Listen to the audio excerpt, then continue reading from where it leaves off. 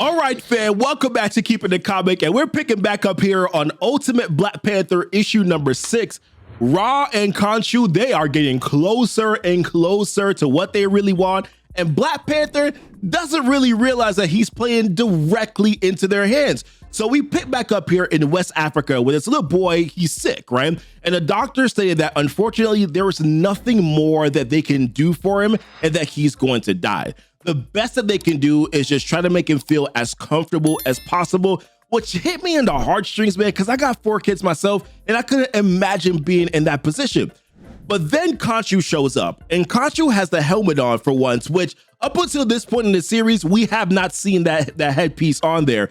Pretty much so far throughout the series, like Ra and Khonshu, we've seen them with the symbols on top of their heads, but they basically just look like regular guys. So he says that the reason why he's shown up is that he hears that there has been suffering, to which the doctor asks a question, so who are you? And he says, well, I am many things, but tonight I am the hope that you seek. So then he goes over to the boy, right? And he's like, listen, quiet now and you have faith. And then he touches his head and we see this like whitish blue hue coming from the top of his head, which fills up the entire room. And then he mentions after he's done, he's like, listen, he will wake up and he will be without pain. But then he turns to the rest of the group and is like, so are y'all ready to be awakened too? And then later he says, to the salvation that is to come. Now, what Khonshu really is doing here is that this man is creating an army, right? He's going around, he's performing these miracles, he's having people believe in him, and then he's cultivating a group of followers who are essentially willing to die for his cause.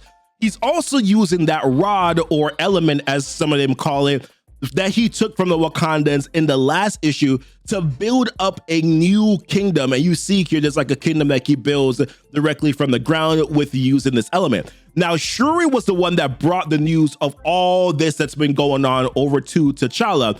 And T'Challa states to Shuri that he's using the Ra, which like we already know that already, to perform all of these miracles. And he says that like Khonshu doesn't really understand the true power of the element, which wait on that one. We'll talk about that later. Now, T'Challa is just like, all right, well, I don't want to wage war against the people of Africa, even though they are following it. And then Shuri is just like, well, what do you want us to do here? Just hope for peace to come? Because that's not going to happen. And this dude is building an army big enough to get over our walls, which T'Challa states, well, maybe the walls have been the problem. To which Shuri is just like, you're starting to sound like Killmonger. Like that's a little weird. And then T'Challa is starting to think basically that they've been living in isolation for too long. Here we are with this story again, right? Why respect a king behind a wall when a god walks among you? Which he does have a point there, right? Because Khonshu right now seems more willing to do for the people of Africa than T'Challa is, because he's still barely present. I mean, think about it for a second. Ra and Khonshu, they were out there attacking villages outside of Africa. Now, the people don't know that it was Ra and Khonshu that were doing this, right? But T'Challa didn't even step in and intervene until one of Khonshu's followers got inside of the temple and then killed his father T'Chaka. So how do you think the people are going to feel, especially now that Khonshu's coming in? It's like, here, you're healed, you're healed, you're healed, you get a heal, you get a heal, right? And then T'Challa, once again, has never done something anywhere what was similar to that. So we'll have to see exactly how this plays out. But once again, this is playing directly into Khonshu's hand, because him still not showing up and doing anything is definitely just allowing them to kind of just win the people over. By the way, if you haven't done so already, please subscribe to the channel here. Hit the notification bell up top here. Consider also joining our Discord so you can keep up to date with other updates we have other updates, I should say, that we have here on the channel. Also, if you are liking this video so far, consider letting YouTube know that by hitting that like button to help out the YouTube algorithm. Now, on a side note, Shuri, she does not trust Killmonger and Storm, especially Storm, because she mentions, she's like, yeah, she's very powerful, but she doesn't really seem forthcoming with information. Now, this part right here is kind of funny, because Shuri mentions how she's very beautiful, to which T'Challa says, I haven't noticed. And I'm like, bro, stop the cap. So Shuri's like, listen, you better notice before it sneaks up on you. But I'm kind of on Shuri's side here a little bit, Because yeah, sure, they've saved you, T'Challa, but you really don't fully know exactly who they are. What if this is like a trap? What if this is like exactly what they want? It just seems, he seems too trusting at this point. Now, speaking of Killmonger and Storm, they are still in Wakanda. Killmonger is having a tough time accepting being comfortable, considering the lifestyle that they're used to living, right? They're killing for their own food. They're sleeping on grass. One person has to stay up at nighttime on watch while the other one sleep. So Storm is trying to make him as comfortable as possible in her own way, and I'll just leave it at that. Now, jumping back to Khonshu and Ra.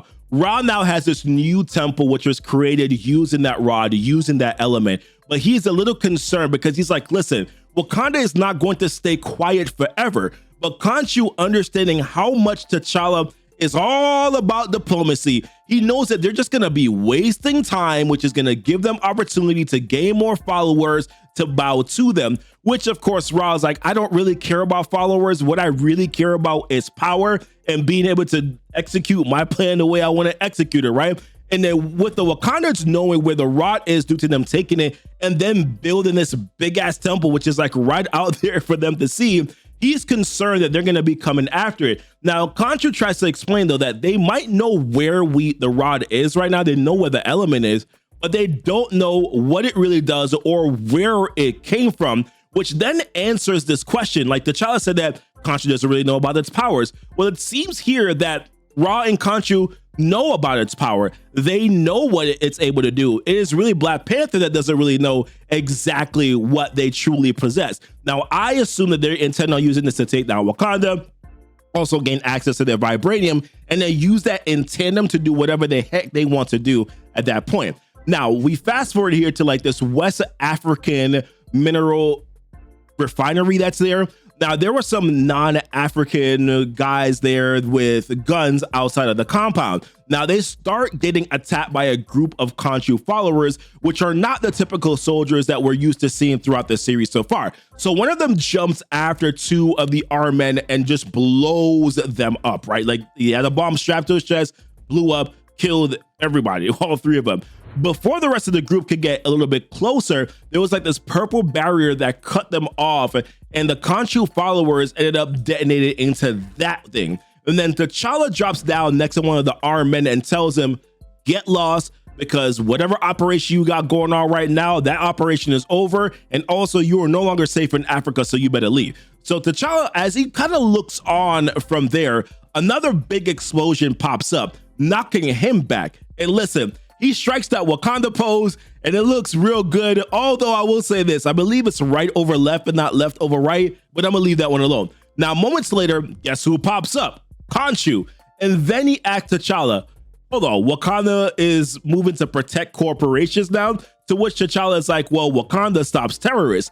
And then Khonshu makes a really good point here. He's like, Wakanda hides behind its walls and its traditions and lets invaders steal from all the space around it. To which T'Challa is like, so now you're an activist.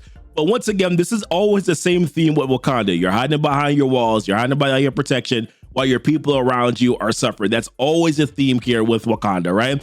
So Khonshu lets him know, like, I'm doing what Wakanda should have done generations ago. And you would be wise to let me do it, because here's the deal, bro. You cannot stop me. So T'Challa launches himself at Khonshu, right? Initially, Khonshu, he like catches his punch. And then he follows up with a kick, which surprisingly draws some blood. I was not expecting that. And then Khonshu catches his balance and says, okay, and that stands up and starts to walk away. And he's like, okay, very well.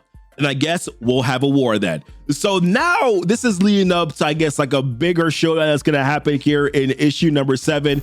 I kind of thought this was a little bit of a big tease, though. I wanted a little bit more action, but there was just more story development still that has been going on here. But I'm looking forward to seeing the next one. How about you? How do you feel about this? Like and subscribe here for more on the channel. Like I said, hit that bell up top here. Join the Discord if you haven't done so already. And as always, guys, thanks so much for kicking it with Keepin' the Comic.